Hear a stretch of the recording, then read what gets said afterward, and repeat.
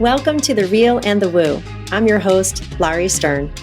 Join me as I invite experts and friends to discuss a range of topics, from the factual and practical to the mystical and magical. Consider this your virtual happy hour filled with lively, authentic, and meaningful conversations meant to inform, inspire, and ignite your curiosity. Whether you are very real or super woo, this podcast is just for you.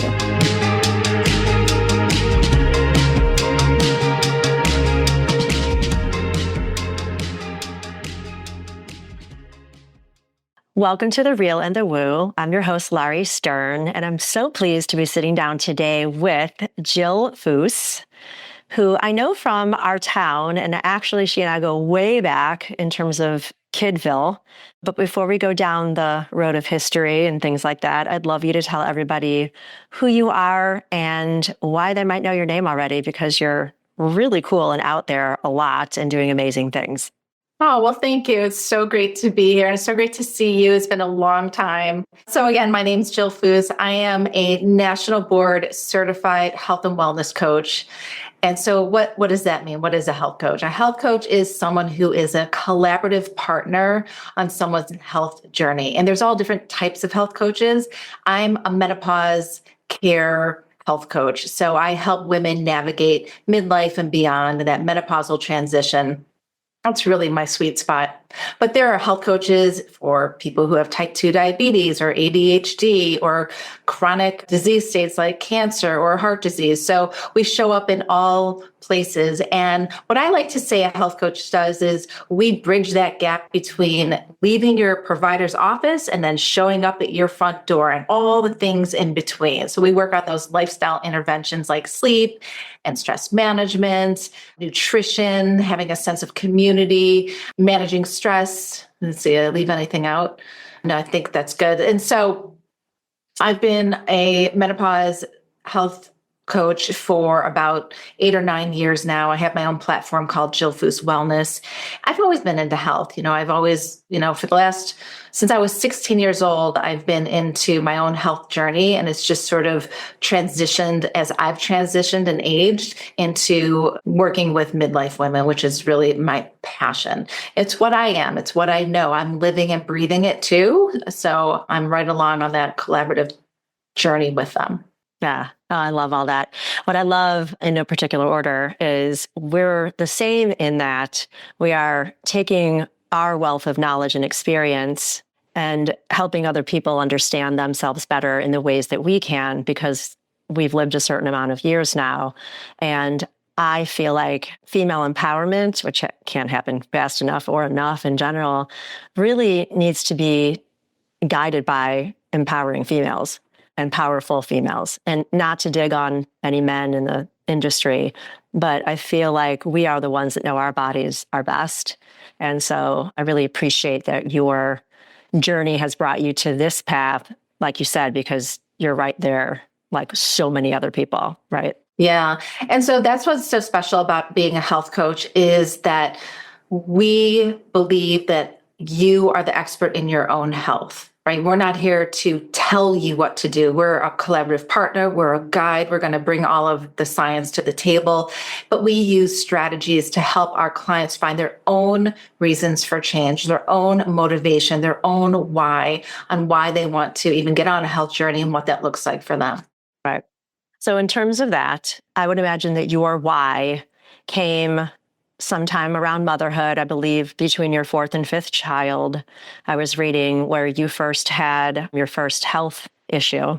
And when I sort of heard about you outside of the preschool lane and stuff where we'd see each other, zipping like ping pong balls from kid to kid and thing to thing, I remember you got into the gluten-free space well before anyone else really was. And it was Zuma. Zimas. So where did that come from? And, you were the first woman I can say that I knew in our area that was like entrepreneurial and like really going out and doing her own thing. And I want you to talk about that journey a little bit. Of course, how'd you get the idea? And the name, I believe, is a family member of yours. But what kind of challenges did you find then? And did anything you encountered then help you moving forward with your tenacity or whatever it is, like a jumping off point? Yeah, yeah. Well, I would back up even before motherhood. Since I was 16, I watched my father not take care of himself and develop all types of chronic disease states, ultimately dying from heart disease, which is still the number one killer for men and women, right? And so at an early age, I started connecting the dots as best as I could because we didn't have cell phones, we didn't have internet, we didn't have access to anything like we do now.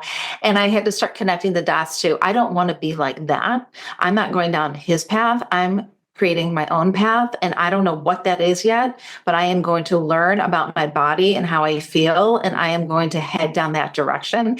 And so I was into the organic farming, and I found farmers, hours away from our home where we grew up in where I grew up in Highland Park, and, had my mom drive me out there or to come with me to, get my pasture raised chicken eggs or my raw milk that I was giving my kids. So I was doing a lot of things, and I just had a lot of curiosity around all of it because I just knew I didn't want what my dad had. I wanted something else for myself.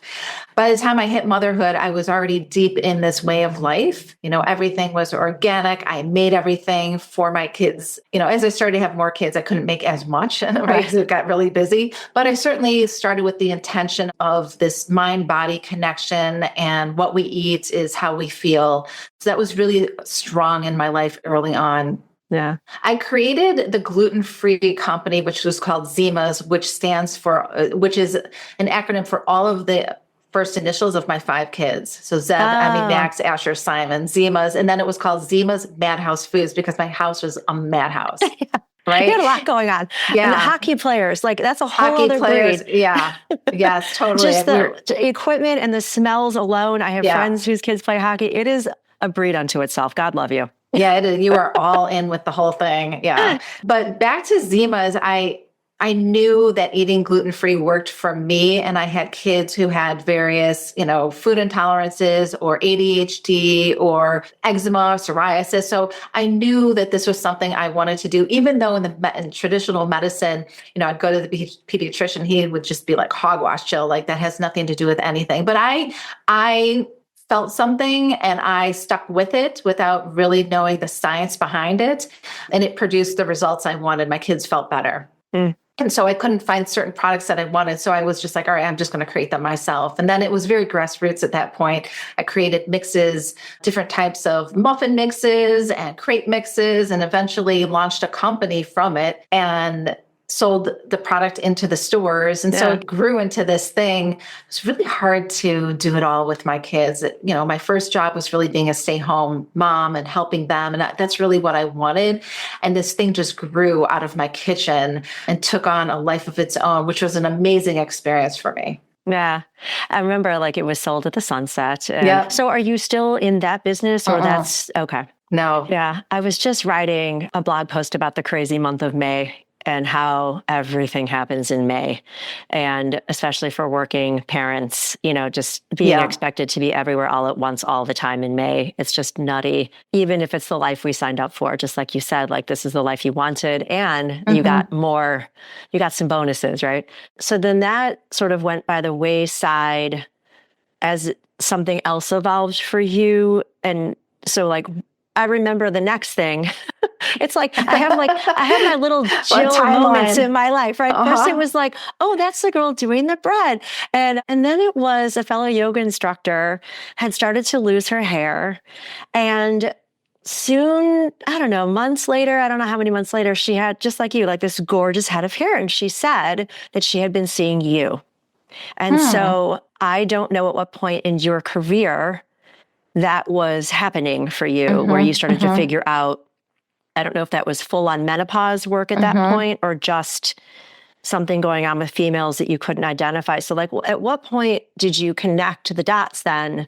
Because now we know with Respin, and we'll get to Respin down the road, that there's this whole new umbrella that they're starting to say really does handle and cover a lot of things that women go through for menopause that maybe even 5 years ago were not considered part of that category. Yeah. So you mentioned that I went through a health issue between my 4th and my 5th kid. So I had a partial thyroidectomy. So they removed half of my thyroid.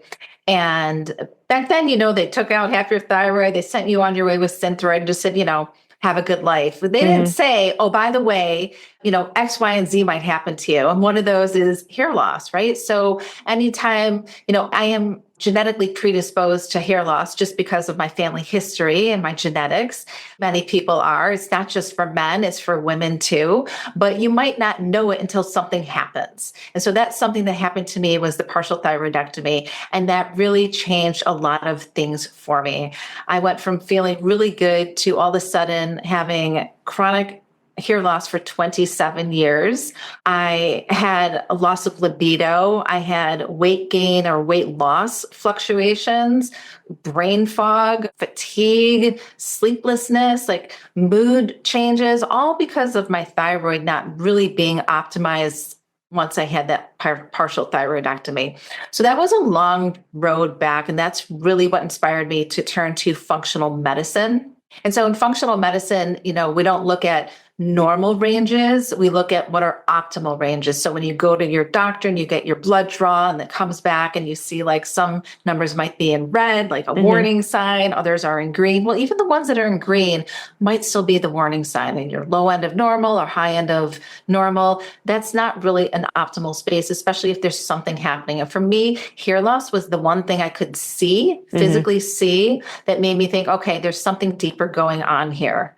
So I really became passionate about that hair loss journey for women and all the things we can do to support ourselves and all the reasons why it might be happening. And so that's one of my things I'm just incredibly passionate about because it never stops. Once you're on a hair loss journey, you might be on it long term. Yeah. Well, and, I would imagine the cross connection, after giving childbirth, I lost like patches of hair.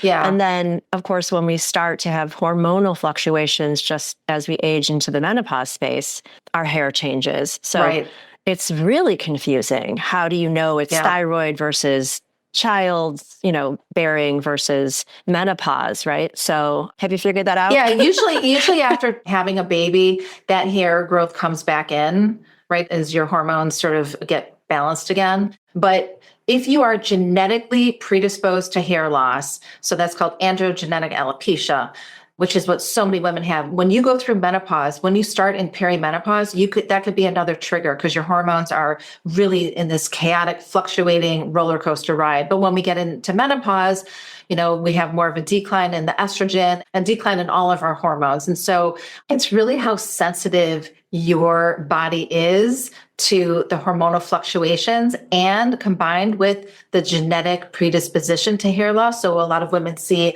a receding hairline, or maybe their part gets wider, or they experience excessive shedding, or their hair just starts to feel thinner, like their ponytail all of a sudden needs another wrap around it. Yeah. I'm for sure there. Yeah. Yeah. And so I'm all about being proactive on this hair loss journey, right? What are the things, even if it's not happening to you, but you have 3 relatives who are like completely bald, or your grandmother has like almost no hair left, or your mother, you're starting to see her hair change, right? These are signs to look for. And so I would start taking a preventative approach, and if you're asking me, what are the steps? I would say, first, you have to understand the why. Right? My why might not be your why. So working with a provider like a dermatologist who specializes in hair loss, who's going to run the labs and look at the biomarkers to see what's going on a hormonal level, because your hormones are like an orchestra. So we're talking about, we're going to talk about menopause, but, that's just looking at a subset of hormones, right? We hear about estrogen, testosterone, and progesterone, but there's still like cortisol. There's still all these other hormones. And think of it as an orchestra. If a couple of players aren't showing up to practice every day, or they're not showing up and playing their best, there's not a harmony going on. And so if you are someone like me and you are very sensitive to hormonal changes, any phase of life, any time where there's going to be a hormonal change, including high stress points, right? A death in the family, a divorce. I went through a divorce. That was another trigger for my hair loss, right? So it's often not just one thing, but a grouping of things. Yes and yes. I love the image of the orchestra. It makes a lot of sense. If one instrument's kind of off, you just don't get the nice music. And so obviously people come to you because, they've got something going on in their flute section and they're not quite sure why. And then through the testing that you provide in your expertise, then you help people get answers, right? Yeah. So a health coach actually doesn't provide testing. We don't provide those biomarker labs like you're thinking about. What I would do is I would refer my client who's experiencing hair loss to a provider that is a hair loss expert that I know is going to dig deep into their blood work and assess and discover why it's happening. So health coaches do not do that. So are you also functional medicine? So I'm a functional medicine health coach and I'm an integrative nutrition health coach as well. So I know a lot of information about the mind, body, the connection. I know, from my own experience of going through different health conditions, I have learned a lot of information. And as a menopause health coach, I've also learned about the transition of menopause deeper than, many people would know, right? And so I'm able to help my clients discover what their unique health equation is through lifestyle interventions. So, right, the sleep, the stress management, the nutrition, etc. But I also refer my clients to providers who are experts in either menopause care, hair loss, preventive cardiology, preventive neurology, whatever it is. Sometimes when they're in the world of conventional healthcare, things get overlooked, right? Like we talked about those normal ranges versus the optimal ranges. So I know how to read all of that. But as far as ordering tests, that's not something that a health coach does, unless, of course, your physician or a licensed provider is also a trained health coach. Right. So lots of people are trained in health coaching. It could be people who work in the prison system, people who work in healthcare. It could be people who work in education, right? It's just this wonderful language of creating this partnership with your clients or your patients. Right. 100%. I was maybe getting a little confused so you don't test the poop. Yes. So there are some specific tests that I can run. Okay. But when I do that, I use a third-party consultant who is a functional medicine licensed practitioner to consult on all results. So I can look at stool testing, I can look at micronutrient testing, I can look at genetic testing. But I always work with a third-party functional medicine practitioner who's licensed, because that's out of the scope of a health coach. Okay. That's a good, thank you for that is clarifying. really important to know. It's really important to know. If someone is going to a health coach to hire them and they are ordering all of these expensive tests and they are reading those tests without the license qualifications, that is something that is a no-no. So I use one in particular licensed functional medicine provider who I've been using for over 10 years for my own health. And so he is my go-to person. And that is part of the relationship. It's sort of a triangular relationship between me, my clients, and him. Right. So I was going to say, you're the bridge that gaps what people are looking for. So I love that. Thank you for clarifying that. Yeah. Because, out here in this space, healthcare is it can be the Wild West, right? But it can also be the Wild West. Yes. And, your self-care is your healthcare. And so any way that you can find ways to take care of yourself, and, it is the Wild West. And so people are going to be looking for answers because they want to feel better. Right. And so I love that you're honest, which is also not what you find a lot. People with big egos want to say, I've got all your answers and I'm your one-stop shop. I know I'm not that person. And what you're describing is neither are you. We are the bridges, and we listen to the intake and we listen to the conversation. And then we know whom to call and rely upon for the expertise that we don't provide. And I have no shame in saying that, right? And I love that you do not either. I mean, that would be completely irresponsible. Why would you do that? Well, it's the same. It's the same for an OBGYN. They're not a health coach. They are there to talk about your lifestyle interventions and helping you get better restorative sleep, right? They don't have time for that or the knowledge behind that. And so they'll refer their patients to health coaches. Right. So, okay. So this is a good segue to the Respin, I would imagine, because, just watching the Oprah special, with Halle Berry, and I know you're on the app, and I'd love for you to talk about, your role in the company. And then the company overall seems so cutting edge and amazing because you've gathered and amassed all kinds of practitioners and people to help other people. I'm not explaining it as eloquently as you can. So why don't you take it away? Yeah. So Respin, I'm sure many people who are listening to your podcast have also seen Halle Berry out there talking about menopause, and she's very open and honest about her experience. And so Respin is a company that her and another woman, Allie, started. And it's called Respin because it's about respinning your story, recreating, recalibrating, redoing. And which is such a wonderful thing because a lot of women get into the menopause transition. They're like, oh my God, my life sucks. It's over, right? Like I've lost lean muscle mass. My hair is falling out. My skin is drooping off my face. I can't sleep. I have no sex life anymore, right? So there's the brain fog. I can't find my keys every morning. All these pretty adverse things are going on.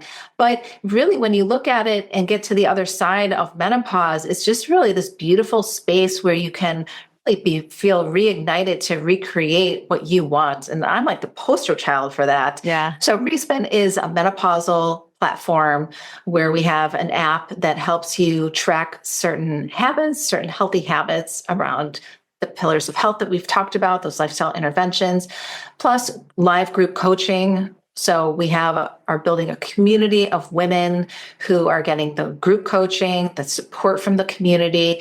We offer different types of workshops inside the community. We offer fireside chats. So like me and some of the other coaches might bring on different experts in a topic. Maybe it's about mindfulness. Maybe it's about heart health or brain health. And so it's really just this very robust place for women in midlife and beyond to go to, because we know that community helps us just better our lives in so many ways, right? We know that loneliness is one of the top causes of death for people. So this community is where we bond, it's very positive, where it's very science and evidence based. So it's not from our opinion that we're going to suggest things for you, but it is based on the current science about menopause hormone therapy, exercise, sleep, nutrition, like all of the things. Yeah.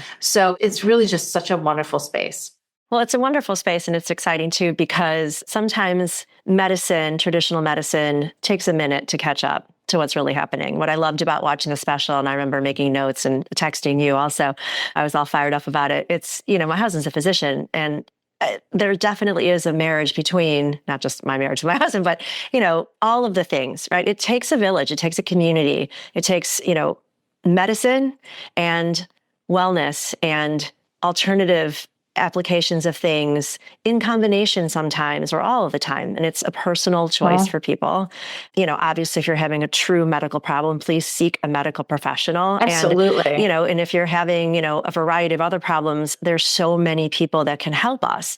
In that same way, what I loved is, especially with the hybrid workspace or the complete workplace now taking in place in the home, there is a lot of loneliness and there is a lot of isolation. And then if you combine, now you're working from home, you never see your coworkers, now you're going through menopause and you feel alone. It's like this doubling effect, tripling effect.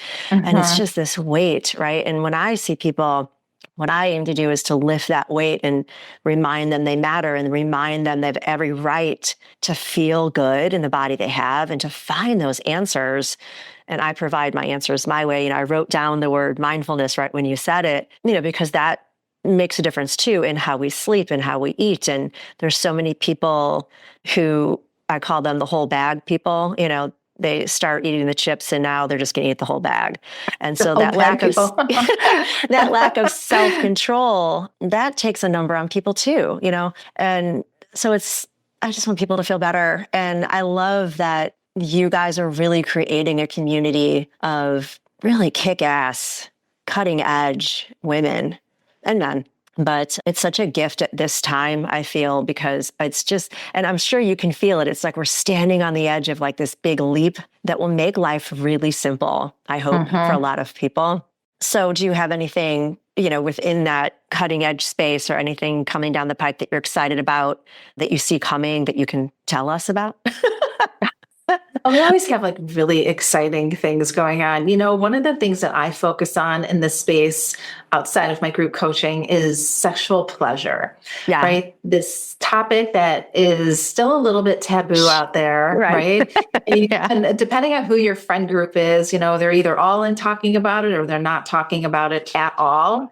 And so one of the things we're talking about is involving men in the conversation of menopause. How important is that? Men love their wives and they want to understand better, why is there anxiety? Why is there increased depression? Why is she complaining about her weight gain? She looks beautiful to me. Why does she not feel good about her body anymore? Why doesn't she want me to, touch her at night? And why are we not being intimate with each other anymore? And so I think this story just expands beyond women now. And we have to bring men and we have to bring our sons into the conversation. Mm-hmm. I have 5 kids, 4 boys, and, they follow me on social media. So I'm always talking about like vibrators or how to get lubes, whatever it is, Right. because moving through the menopause transition naturally, I hear that all the time. I just want to go through it naturally. Okay, well, fine. But just know that even if you go through and don't experience the hot flashes, the night sweats, the weight gain, any of these obvious signs of menopause, we have to look under the hood. And there's a bigger story to tell about your health under the hood. And we need to get everybody involved in this conversation. 100%. You're hitting on so many keys right now, because one of the things that I'm guided to do is work with men on their chakras. But just in the way you're describing bringing men to the conversation, I'm going to generalize, so forgive me, guys out there. But I feel like if there's a change in libido of the woman in the relationship, I think it's really hard for a man not to take that personally. Oh, she doesn't love me. What's wrong with me? Right. And so when you bring them to the table to understand it's really not about you, it's really about something that's out of her control also. And to have that conversation that just because she's got a low libido doesn't mean she doesn't love you. And I feel like a lot of relationships fall apart because the men aren't feeling understood. They don't even know they're not feeling understood. And when you say look under the hood, you need to look inside and see how you're made and where those triggers come up. Just in this little space alone, if you've lost your sex drive and your sex life has taken a hit, it takes a hit all over your body, in your mental, your physical, your fears come up. And so that's so huge that you're trying to do that. And for the kids and my girlfriends, a bunch of them, when we, have happy hour with the Nordstens, we're all talking about lube, and you too. And my pickle crew who's been on the show, I'm so glad you brought this up. One of the recent episodes we were talking about that they wanted me to ask you was that post-menopause, they're calling it like, I just don't give a fuck anymore hormone. So is it true that one of the hormones that we're blissfully given post-menopause is just something that just doesn't make us care so much about the little things? And if so, what is that called? Yeah. So I think what she might be referring to is testosterone. So testosterone is in both men and women, just in different amounts, right? Just like estrogen. But testosterone is sort of your zest for life hormone, right? So I hear a lot of women say that they're going through menopause and everything just sort of is like gray. Like it's just meh, blah, right? There's, they don't feel turned on. They're not getting aroused. There's no desire. They're not, there's no fantasy going on. They're not motivated. They're not really like upbeat about anything.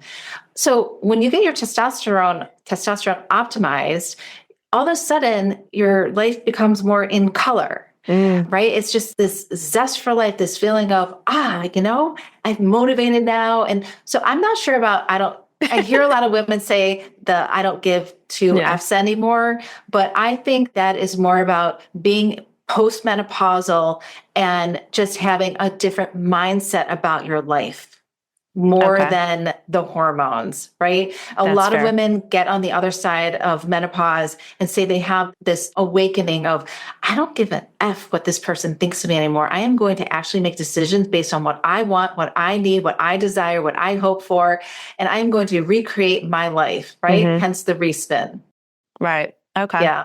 But it also sounds like there might be a little bit of zest that may be part of that story as well. Maybe for some people. In this particular Yeah. case, it's more like you had just described, like what used to bother somebody Yeah. is they're able to get over that to say, I don't need to Yeah. get in the weeds with that anymore. I'm going to be Yeah. more joyful and happy on the other side without having to get in that fight or whatever. Yeah, because in perimenopause, we have all these fluctuations and we go through menopause. And then on the other side, right, there's just really one day, right? You're perimenopausal, you're menopausal for a day, and then you're basically you're postmenopausal for the rest of your life, right? So when you get on the other side, when we get on the other side of perimenopause, a lot of our symptoms sort of subside, not for everybody and not totally, but for a lot of women, they do, right? They're not having as many hot flashes or, the night sweats, so sleeping gets easier. The anxiety isn't there as much. The brain fog sort of simmers down a little bit. So everybody's different, but for the most part, lots of women notice that a lot of symptoms subside when they get on the other side. Okay. So let's play this game. What would you say is your ideal client or a couple of them? Is it the person who knows absolutely nothing? I'm thinking about Passover now, like, the wise child and the simple child. So is it the person who knows nothing or somebody who's like, I think they're Dr. Google, but like, what kind of, I know midlife women are your niche, right? But I also know like the young mommies need to know this stuff too. It's like actively. And so just tell me if you can, like, what lights you up in your day in terms of like, I know you love all your clients, don't get me wrong, but is there somebody like you walk in like, oh, I can't get to it, like get my hands on that person? When the get hands on that person implies to me that I'm going to fix that person. And a health I don't coach, mean that. Yeah. No. So a health coach, we don't fix anybody. Oh, no, I just mean like that that you can make a difference in their life in the way that you can. Yeah. While midlife women and postmenopausal women are my sweet spot because that's me and I love sharing what I can to help inspire them.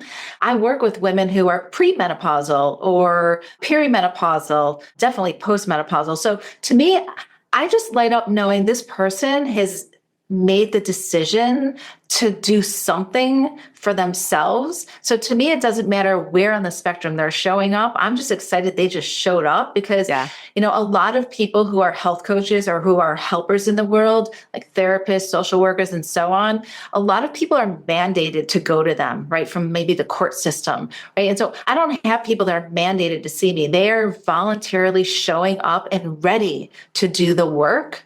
And so that's what lights me up. I love that answer. I was just having this conversation yesterday. Even so, people who show up, who willfully show up and want to hire you, still have trouble. Really, sometimes I would think, not just, I'm going to use the word believing you, but the mindset shift is hard, right? They have walked in the door, they have said, sign me up. And then you start speaking and somewhere in the back of their mind, they're like, oh, but. And so have you come up with that? And do you have like ways to get around that or it just takes time? Yeah. So I've had people show up and they'll say, okay, I'm going to do X, Y, and Z. I'm okay. I'll work on my diet and I'll try to get to the gym and I'll do this and that, but I'm not giving up my vaping. I really love to vape, or I'm not giving up my half a bottle of wine at night. That's not for me to judge them or tell them that they have to. I'm meeting them where they are, and I get really curious about what's already going well for them, because what's already going well for them and what's already being like going well for them intuitively is where the magic is. That's the foundation that we're going to build on. And so health coaches, what we learn these science-backed and evidence-based strategies for behavior change. So the client doesn't know what we're using, right? Because it's like our any skill. Good parent, Jill. Yeah, right? Of course. Yeah, it's our skills. By the way, I use a lot of these strategies, or I try to with my kids, and they'll be like, wait, can you go back to being the other mom? Like, why are you talking funny to us? I'm like, all right, yeah. So it's just about getting really curious about what's already going well, right? I love that. Yeah. That is such a positive spin on a space that's really scary and negative. And I think a lot of people do beat themselves up. They don't want to admit they like their half a bottle of wine, so they're going to lie about it. But when you get it out of them, you're like, okay, that's fine. Let's just build on what's going right. That is fantastic. That is wonderful. Yeah. Well, a lot of women, we go through menopause, we're in this transition and we have kids. We're sandwiched between still raising our kids. Maybe they're still in college, or maybe you had children later in life and they're still in high school. And then we're also taking care of our parents or our grandparents, whoever it is, right?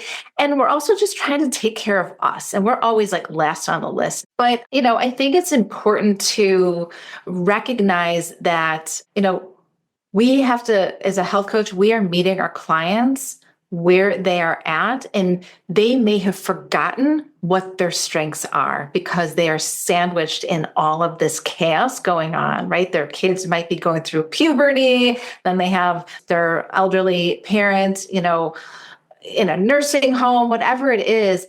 And so there's like this, I'm sure you see it all the time. It's just through a different lens. There's this disconnect with, well, what's going well for you? And what strengths do you already intuitively harbor that we can draw on? So one of the first things I do is I have my clients go back and take a VIA character strengths test. This is free test online, and it asks you like 15 minutes worth of questions, and it spits out, your character strengths in a specific order. And I'm like, all right, let's focus on the top 5, like love of learning, curiosity, humor.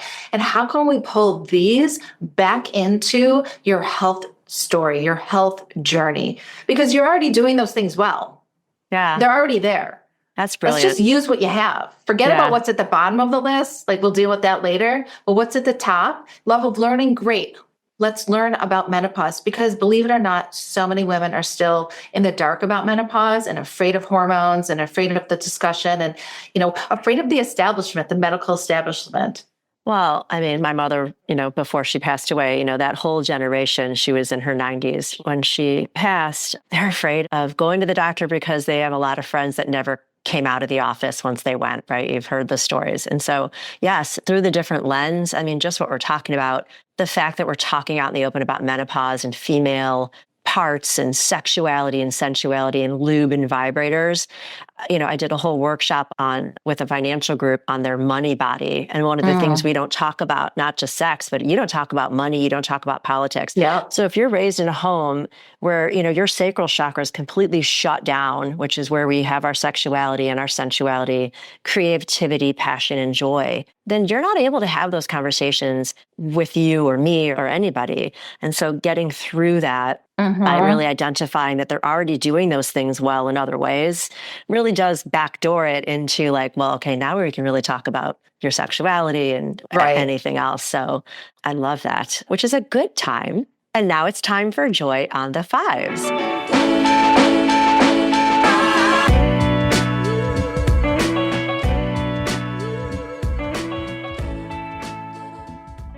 So, Jill, I gave you some homework, right? So we're talking about passion, we're talking about joy and sensuality. So I'd love to know, my mission is to cultivate more joy in people's days. And sometimes, just like we're talking about, when we are sandwiched between, our kids, ourselves, and our aging parents, we forget that we're allowed to feel joy. A lot of people walk around thinking that's just a frivolous luxury. And my mission is to empower people to remember they have every right to feel joy. So I'd love you to share what came up for you. Yeah. So I did do the homework. I was a very good student. So one of my joys today is that one of my sons who serves in the military got to come home for the weekend, which was a surprise, and it's Mother's Day. And I'm so excited whenever he gets a break and I get to see him, because it's not very often. So that brings me such joy, because now I have 4 of my kids in Chicago. My daughter's still in Denver, but at least for Mother's Day, I have, 90% of them here. Oh, that's great. That's wonderful. Yeah. And then another joy I was thinking about and feeling was that it's Friday. And I really love Fridays. And I love Fridays because I block this space off for podcasting. So I have my own podcast called the Health Trip Podcast. Yeah. So I either am recording a podcast, which I did before you, or I'm on a podcast as a guest, which I'm always excited to do. I'm always excited to just spread the good word about health coaching.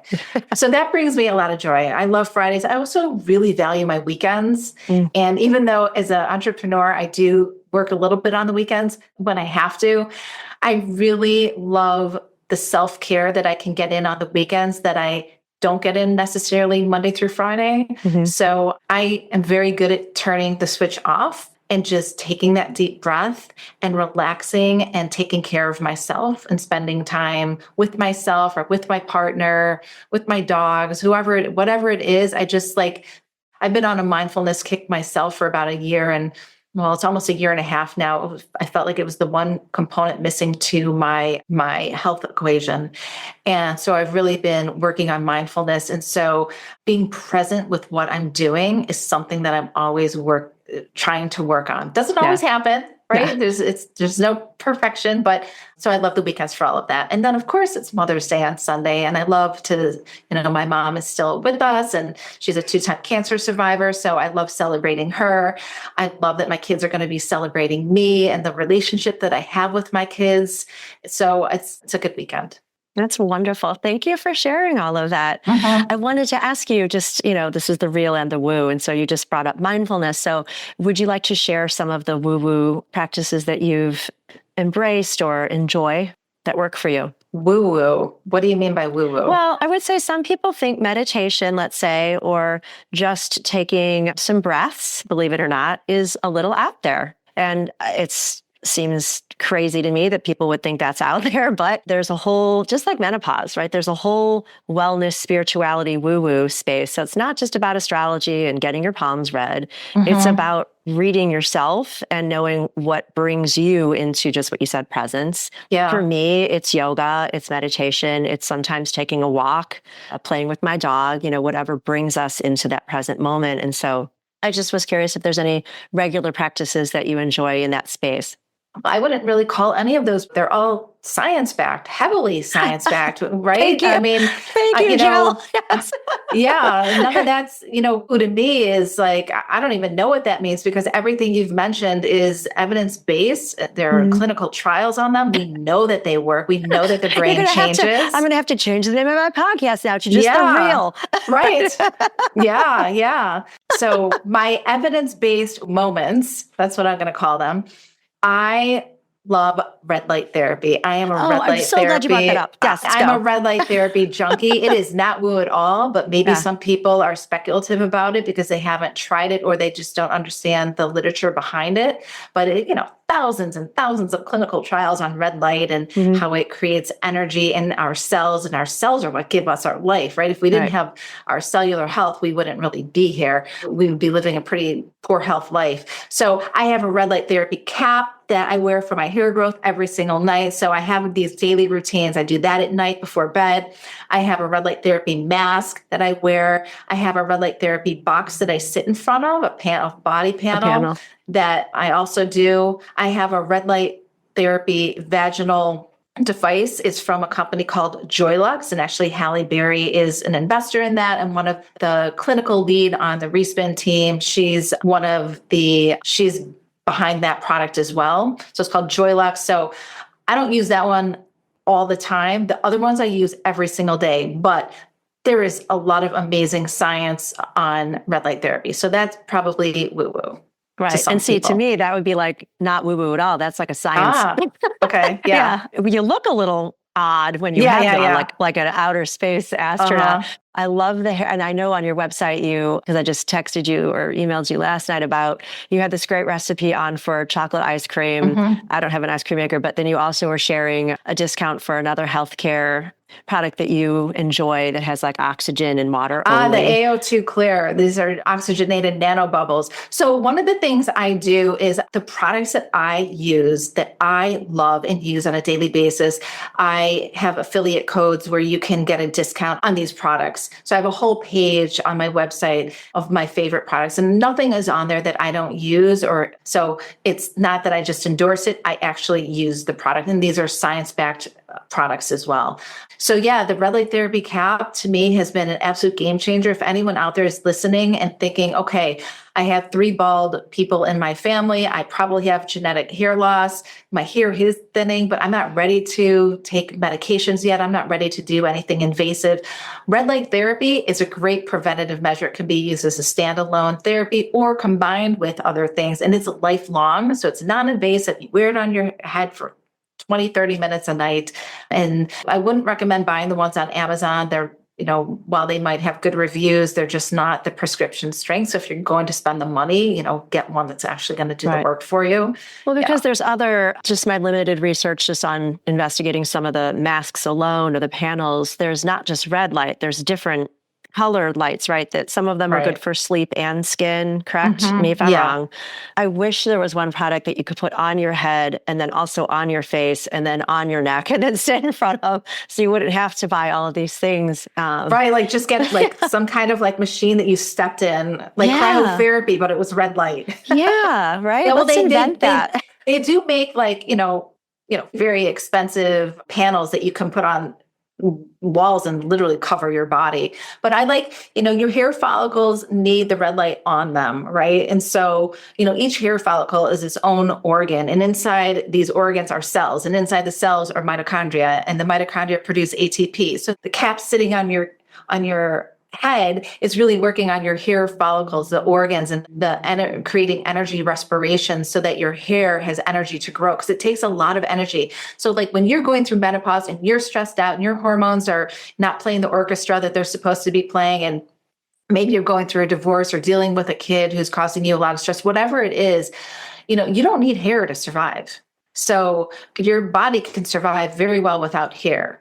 So if that's what's going first, if that's what's really noticeable for you, there's an underlying issue going on, something deeper that you need to attend to. And so the cap, I was just, when you started, you know me well enough to know I'm just a little silly person. I'm singing the green grass grows all around, right? There was a hole, and then, so like just the way you described the follicles. So the cap, does it also, do you kind of buy one, get one free when you have the cap on?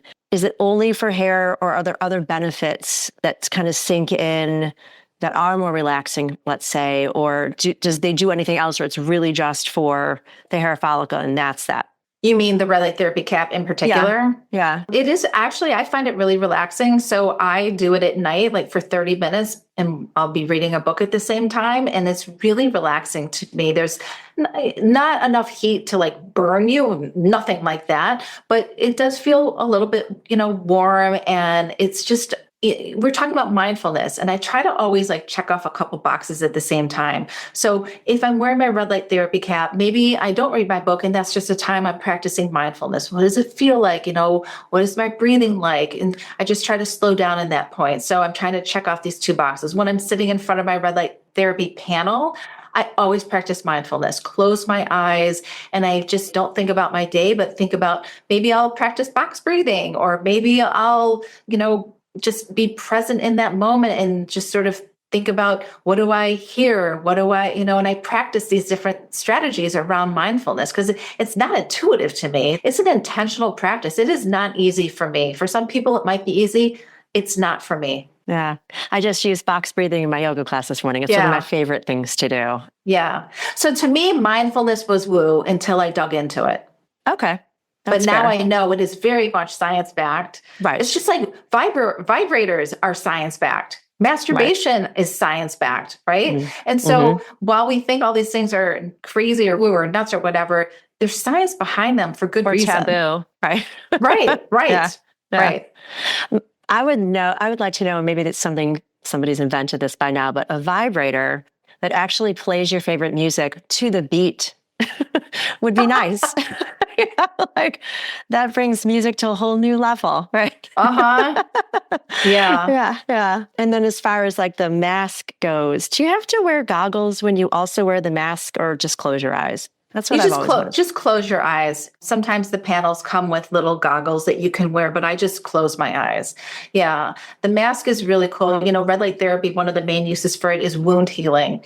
And so for a lot of women going through menopause, we've damaged our skin from the sun, or, I had actually melanoma, stage 1 melanoma, and had 100 stitches on my neck. I actually made a reel on this on my Instagram story. I saw that. Yeah. And, it was just a little nothing thing. And all of a sudden I had 100 stitches and a Zorro on my neck, and the red light therapy helped heal that wound quicker than if I didn't have it. So wound healing and skin health is one of the main focuses of red light therapy as well. So people who have eczema, psoriasis, things like that. dry skin. Your skin and your hair look amazing. Oh, well, thank you. It's not natural, right? So back to, I want to just cruise through menopause and do it naturally. Well, okay, great. But I chose not to. I'm being proactive and I have a preventative approach. And the things that I have picked, I have curated very carefully for my needs and my desires and my goals.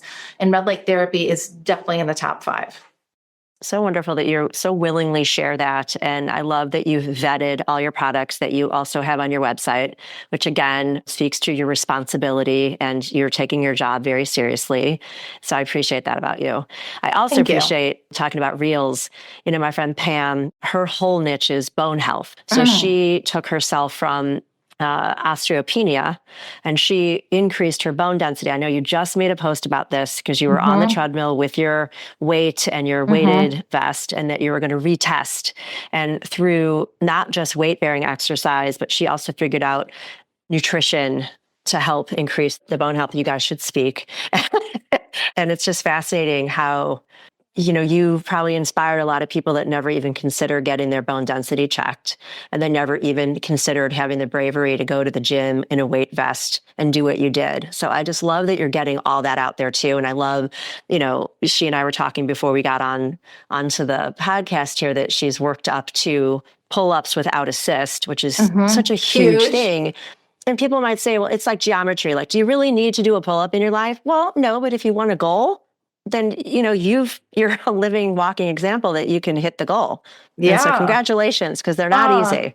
No, they are not easy. No. Yeah. In January, I made a goal that I was going to go back and hire a private trainer. Hadn't been since like pre-COVID or during COVID. My gym shut down and I couldn't go to my private trainer. And even though I know how to work out and I work out hard, I just felt like I needed to be held accountable. And so I made that a goal and I'm there. And it's awesome to reach a goal. I'm 57, you know, it's not easy doing pull-ups. It's not easy, you know, kicking your ass in the gym. And I have osteoporosis. I was diagnosed with osteoporosis last year. So I'm like, okay, I have lived a healthy lifestyle for 4 decades and I still have it, right? I've been doing all the things and I'm on all the hormones and it's been a long time and it still happened to me. So there's the genetic component, right? We know genetics play a huge role in some of these things. So for me, those goals were not just about, can I do a pull-up? It was, how can I support my skeletal muscle mass? How can I support my bone health? And so that's my why. All right. Well, before our time is over, is there anything else you'd like to share in terms of obviously how people can find you? I'm going to put that in the show notes as well. I don't know if you've even written a book. I forgot to look. You've written a book. I have not written a book. Well, you're going to be writing a book now. That's what my intuition's telling me. And so congratulations on that. Thank you. You can come back and talk about your book when you publish it. But yeah, is there anything else coming up for you that we can know about? I know you just had a webinar on a vibrator. You're offering things online all the time, but I'd love to be able to help you elevate what you're doing. Yeah, I'm hopeful to be putting together a menopause and a menopause event in Chicago. I feel like Chicago is just a little bit behind the ball when it comes to menopause care and education for women.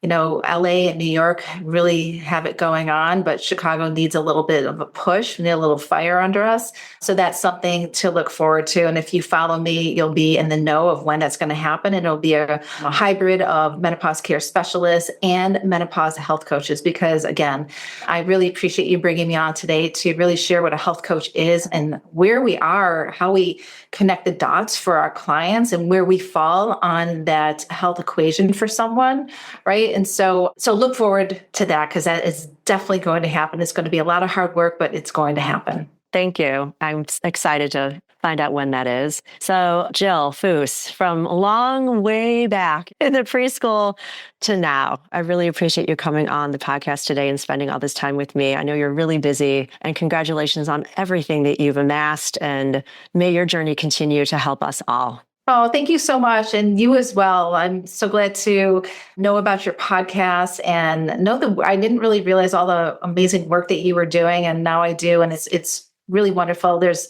a lot of work to be done from different lenses, and it's just a great place to connect. Thank you. Thank you. Yes. And together, like I said, we're just part of this wonderful growing community just so that we can just be women who rock for a very long time. Absolutely. Thank you. Until next time.